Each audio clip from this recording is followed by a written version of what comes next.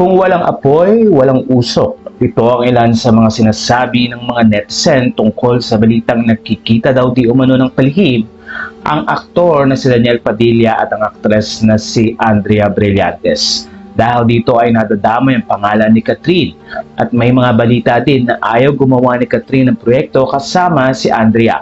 Sa puntong ito ay nagsimula ang nasabing balita nang may mga blind item ang lumabas at ilan sa mga balita rin ni OG Diaz. Kaya naman maraming netizen ang nagalit kay OG at sinabing fake news peddler ito.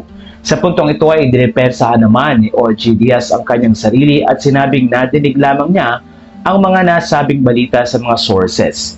Hindi man nila ito kinonfirm pero marami ang nag-iisip na baka nga daw totoo ang nangyayaring ito.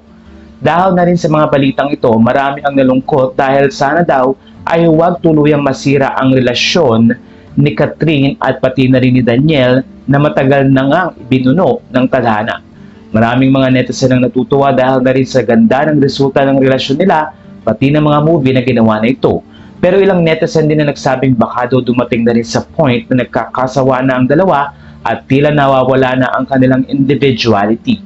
Kaya naman sa mga photos na ipinakita ni Catherine sa kanyang Instagram mula sa Preview Magazine, doon ay tila muli nang nagpapakita si Catherine ng skin at doon nga niya ina-express ang kanyang sarili. Marami naman ang tila na dismaya dahil nai-involve si Andrea Brillantes sa mga issue na ito. Pero ayon sa mga netizen, habang wala pang pruweba at pag-amin, hindi kailangang i-judge si Daniel, Andrea at Catherine.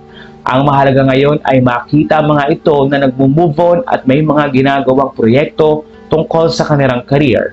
Matatandang may pelikula rin na parating si Daniel Padilla kaya daw siguro nagkakaroon ng ganitong mga issue. Dahil ayon sa kanila, ang showbiz laging may intriga kapag may mga proyekto na parating.